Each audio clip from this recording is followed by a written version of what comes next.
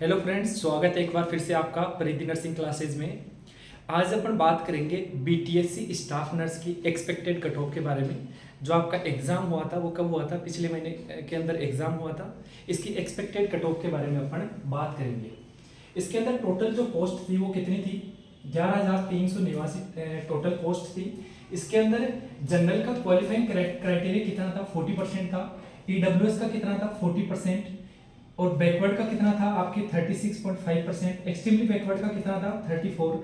SC ST का 32% qualifying criteria था। मतलब आपके 100 क्वेश्चन का पेपर हुआ था, उसके अंदर से आपके करेक्ट आंसर कितने होनी चाहिए?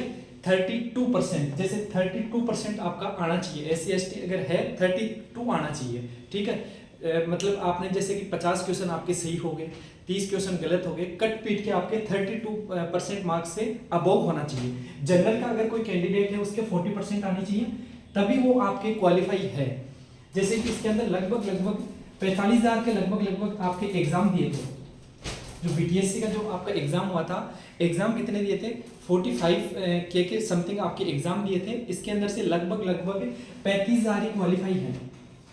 35,000 कैंडिडेट जो हैं वही क्वालिफाई है, ठीक है। इसकी कट ऑफ के बारे में बात करेंगे। अदर स्टेट जो है, जैसे बिहार के अलावा अदर जो स्टेट है वो जनरल में काउंट होंगे। इसके अंदर लगभग जो आपकी जनरल की कट ऑफ रहने वाली है वो कितनी रहने वाली है? 55 से 60 के बीच में आपकी जनरल की कट ऑफ रहने वाली है।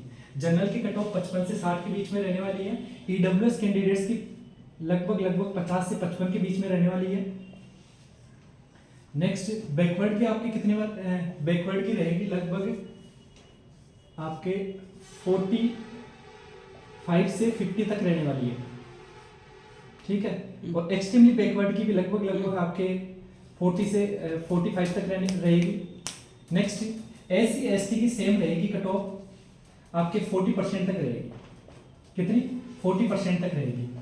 तो ये जो कट ऑफ है वो किसकी? बीटीएससी स्टाफ नर्स की रहने वाली है। जनरल की कट ऑफ जो अदर स्टेट भी इसके अंदर इंक्लूड है, इसकी वजह से इसकी कट ऑफ थोड़ी हाई रहेगी, थोड़ी ईडब्ल्यूएस की कम रहेगी, और आपके बैकवर्ड की इनकी थोड़ी और कम रहेगी। एससी एसटी की अगर कोई कैंडिडेट क्वालिफाई है उसका शॉर्ट सिलेक्शन है लगभग। इसके अंदर जो है आपका, इसके अंदर जो अदर स्टेट हैं, अदर स्टेट वाले जो जनरल में आएंगे, इसकी वजह से उनके पास जो है बीएनआरसी का रजिस्ट्रेशन होना चाहिए।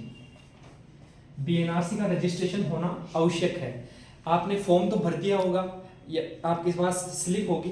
स्लिप भी जो पुरानी वाली स्लिप है वो नहीं चल रही है। जो नई स्लिप है 4,000 वाली स्लिप चलेगी।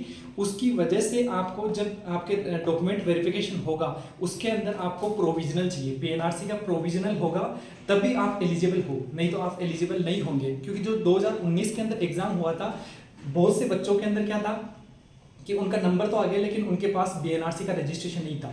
आपका जब आप डीबी करवाओगे उसके अंदर प्रोविजनल आवश्यक है, बीएनआरसी का प्रोविजनल होना चाहिए। अगर कोई बिहार का कैंडिडेट है वो भी अदर स्टेट से, जैसे एमपी से करके आता है, राजस्थान से करके आया है, यूपी से करके आया है, तो उसको भी बीएनआरसी का रजिस्ट्रेशन आवश्यक है।